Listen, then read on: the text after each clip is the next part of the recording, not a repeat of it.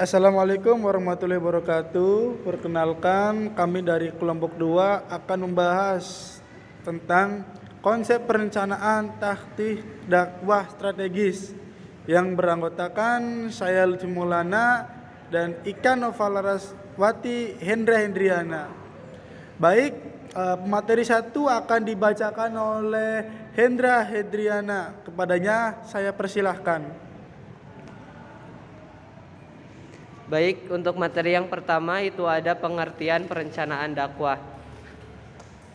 Perencanaan dakwah adalah proses pemikiran dan pengambilan keputusan yang matang dan sistematis mengenai tindakan-tindakan yang akan dilakukan pada masa yang akan datang dalam rangka penyelenggaraan dakwah. Kemudian ada langkah-langkah perencanaan dakwah.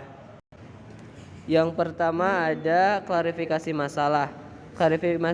Klarifikasi masalah didefinisikan sebagai penemu tunjukkan kesenjangan antara kondisi yang ada dengan kondisi yang diinginkan.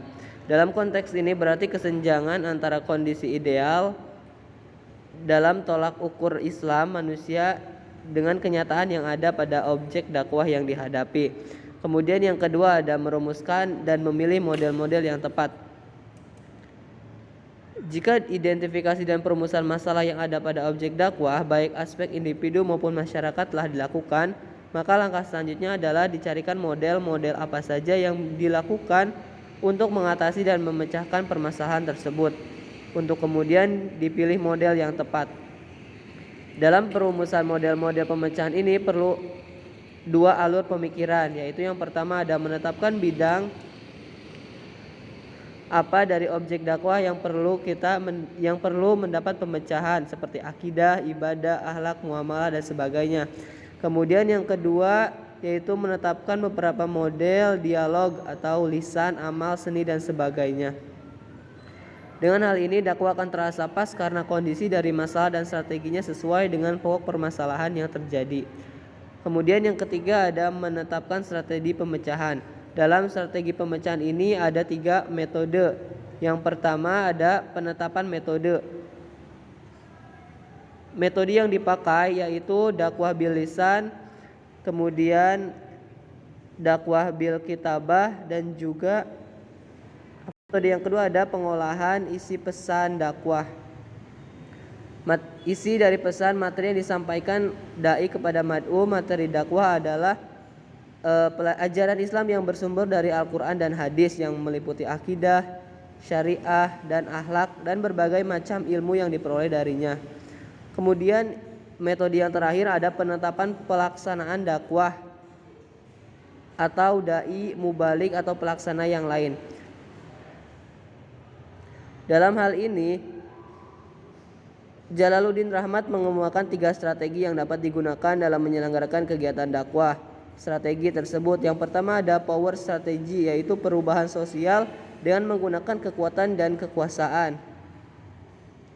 Kemudian yang kedua ada persuasif strategi, yaitu strategi yang berusaha untuk menimbulkan perubahan perilaku yang dikehendaki dengan mengidentifikasi objek sosial pada kepercayaan atau nilai-nilai agen perubahan. Kemudian yang ketiga ada normatif reedukatif strategi, yaitu strategi yang berupa untuk menanamkan dan mengganti paradigma norma masyarakat yang lama dengan yang baru. Strategi ini tidak hanya untuk merubah perilaku yang tampak, tetapi mengubah keyakinan dan nilai. Kemudian yang keempat ada evaluasi. Evaluasi merupakan proses atau langkah terakhir dalam menentukan dakwah, di mana evaluasi ini meliputi semua hal yang telah terlaksana baik dalam strategi dakwah. Evaluasi ini digunakan untuk melihat capaian setelah proses berlangsung dan sebagai langkah untuk memperbaiki langkah-langkah dalam perencanaan dakwah. Baik, terima kasih. Untuk materi selanjutnya akan dibacakan oleh Ika. Oke, selanjutnya saya akan menyampaikan tentang langkah-langkah perencanaan dakwah. Baik, selanjutnya saya akan menjelaskan tentang strategi perencanaan dakwah. Pada strategi perencanaan dakwah ini ada 2 dimensi yang saling mempengaruhi dalam strategi perencanaan dakwah Islam untuk memprediksi masa depan dakwah. Strategi perencanaan dakwah ada faktor internal dan ada faktor eksternal. Yang pertama faktor internal, para pemimpin dan faktor dakwah itu sendiri.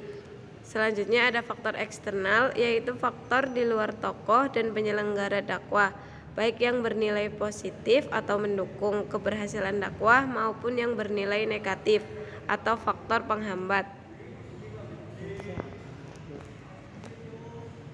Yang terakhir ada manfaat perencanaan dakwah. Secara umum, perencanaan membantu untuk menghindari penundaan-penundaan yang disebabkan melaksanakan suatu tindakan dan kembali untuk mengambil langkah tindakan sendiri, mungkin atas kegagalan. Jadi perencanaan merupakan suatu yang urgent dan dapat memberi manfaat bagi keberhasilan aktivitas dakwah. Perencanaan sendiri yaitu yang pertama dapat memberi batasan tujuan atau sasaran dan target dakwah sehingga mampu mengarahkan pada dai secara tepat dan maksimal. Yang kedua, menghindari penggunaan secara sporadis sumber daya insani dan menghindari pula benturan dari antara aktivitas dakwah yang tumpang tindih. Yang ketiga, dapat melakukan prediksi dan antisipasi mengenai berbagai problema dan merupakan sebuah persiapan dini untuk memecahkan masalah dakwah. Yang keempat, merupakan usaha untuk menyiapkan kader dai. Yang kelima, dapat melakukan pengorganisasian, penghematan waktu dan pengelolaannya secara baik. Yang keenam, menghemat fasilitas dan kemampuan insani serta material yang ada. Yang ketujuh, dapat dilakukan pengawasan sesuai dengan ukuran-ukuran objektif dan tertentu. Yang terakhir, merangkai dan mengurutkan tahapan-tahapan pelaksanaan sehingga akan menghasilkan program yang terpadu dan sempurna. Saya kembalikan ke moderator. Baik, terima kasih kepada pemateri yang sudah menyampaikan poin-poin dari makalah. Itu saja, kurang lebihnya mohon maaf dari kelompok kami. Saya tutup. Billahi taufik wal hidayah. Wassalamualaikum warahmatullahi wabarakatuh.